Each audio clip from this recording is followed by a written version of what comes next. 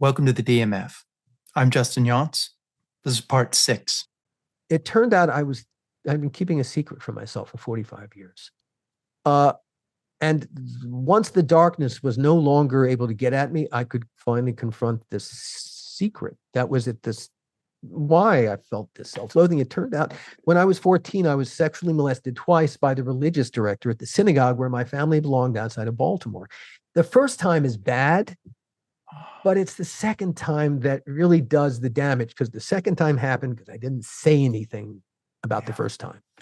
And it's in the middle of the second time that the hook got set in me.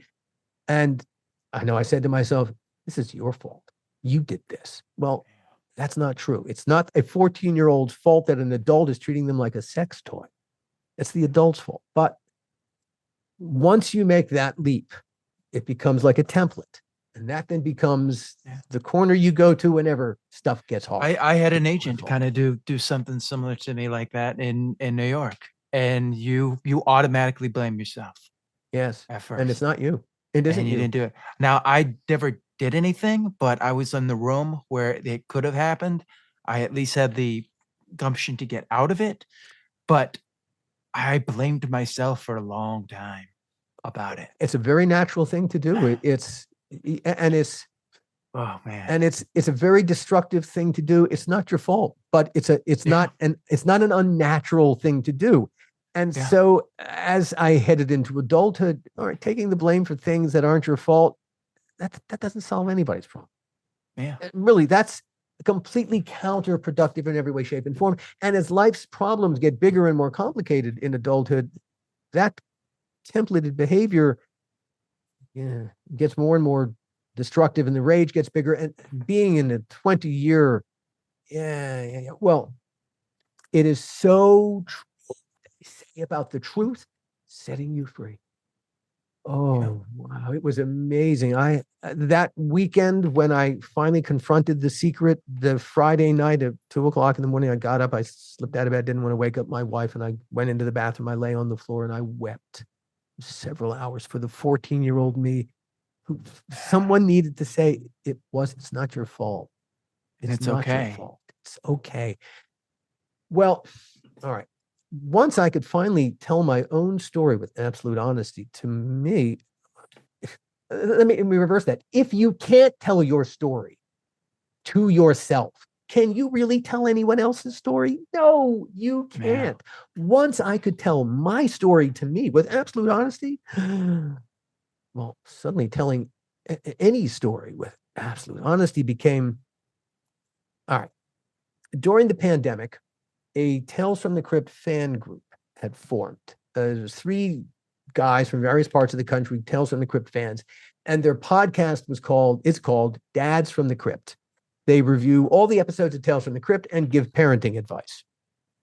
I thought that was hilarious. When Jason Stein reached out to me the first time, he said, hey, we're going to be reviewing an episode. You want to sit in with us? And I said, yeah, that sounds like fun. It's great. So I sat in, gave my parenting advice. And a few weeks later, Jason reached out to me again. He said, hey, we're going to be reviewing Bordello of Blood. You want to sit in again? And I said, the story of the making of Bordello of Blood is not a half hour with you. It's a podcast unto itself. And that was the impetus for the first season of the How Not to Make a Movie podcast, The Making of Bordello of Blood. And I realized that was what I needed to do, to tell that story of really from start to finish with absolute balls to the wall honesty. Now, there were 3 people I wanted to call out. Dennis Miller, we paid you $1 million. You could afford to be a nicer person. Yeah. Stallone, because of everything I just told you about. He made us co-conspirators in betraying a very nice person. Yeah. For that, he deserved to be called out. The third person I needed to call out was me, because I did a piss poor job. I got paid as the producer. I should have done a far better job. But now I understood why I was such a weak producer. I understood why I had no confidence. Why I could let this happen from start to finish. I understood that my lack of confidence really originated when this adult separated me from myself. Yeah. I lost connection with me.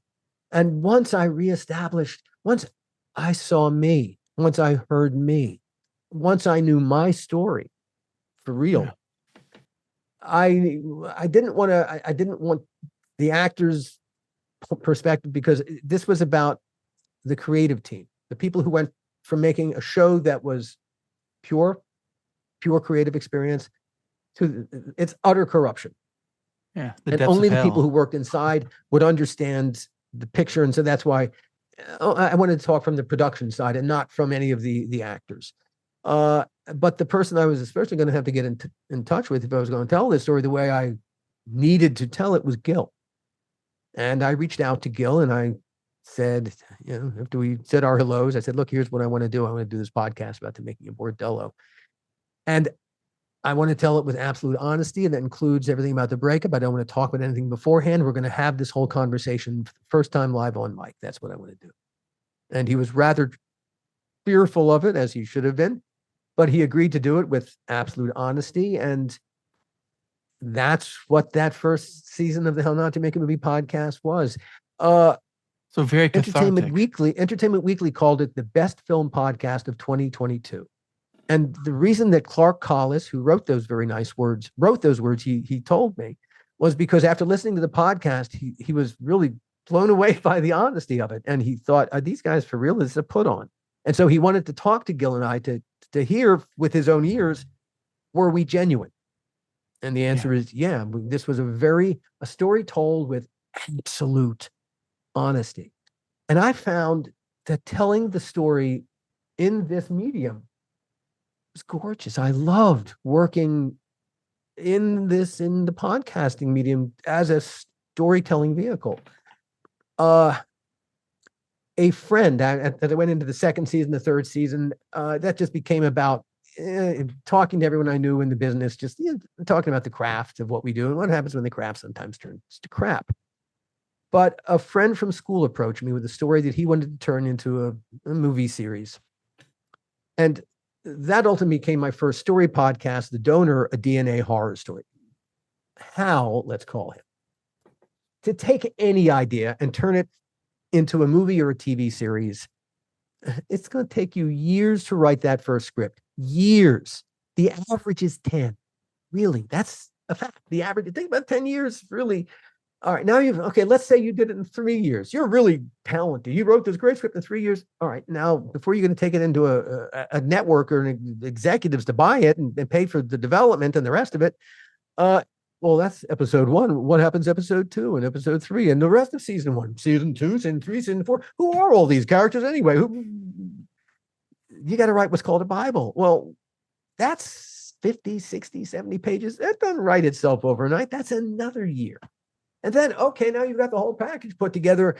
Just to get the executives to read it, to induce them to read, you have to create a pitch deck, a comic book, a PowerPoint comic book version, a couple of words and images.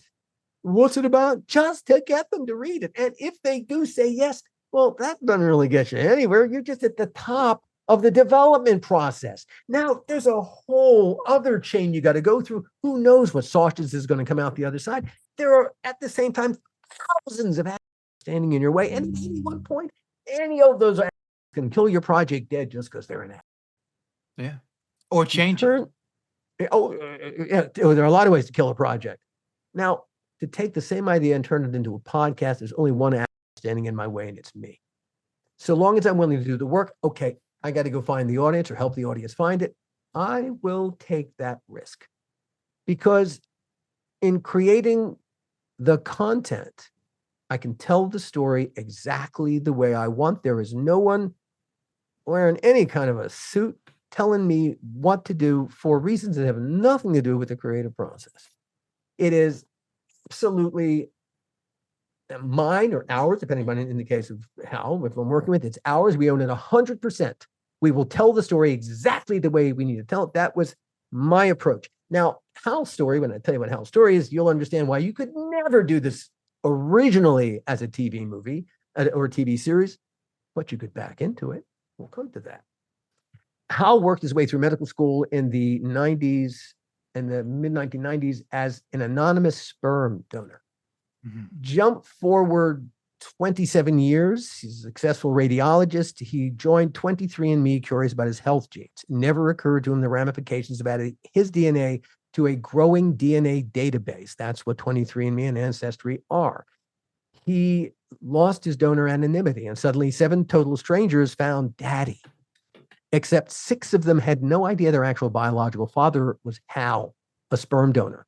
These were 25, 26-year-old adults discovering, bumping into the fact that you don't know who you think you are. You are not who you think you are. You actually, half of you comes from someplace you have no idea. And this was, of course, shattering for some of them. The 7th, one of the daughters brought a thing called genetic sexual attraction to the table. And genetic sexual attraction is something that the adoption community has known about for a long time. The woman who coined the term genetic sexual attraction, Barbara Gagne, gave up a son for adoption when she was 16. And she met him 25 years later. And she fell head over heels in love with him. He fell in love with her, and she was quite ready to have sex with him. She wasn't quite there.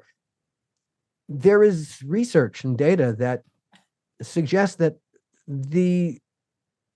our feelings about incest, that the taboo doesn't come from the fact that we know we are genetically related to people. There's a lot of negative imprinting that occurs in the early years as we grow together. There's imprinting. And that, for the first 2-3 years of our lives, that has more to do with the revulsion we feel about incest than any knowledge. That's an intellectual conceit. That's an abstraction that we're genetic, that we have, DNA connections.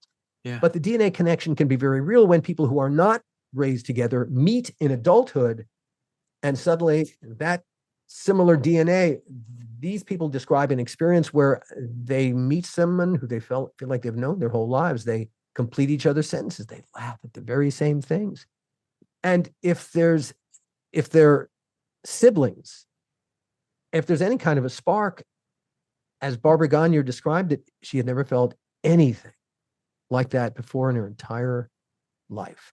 Well, Hal had been married to a woman who brought a son from a previous marriage, who he raised, later adopted as an adult, but he never raised any children, genetic children of his own.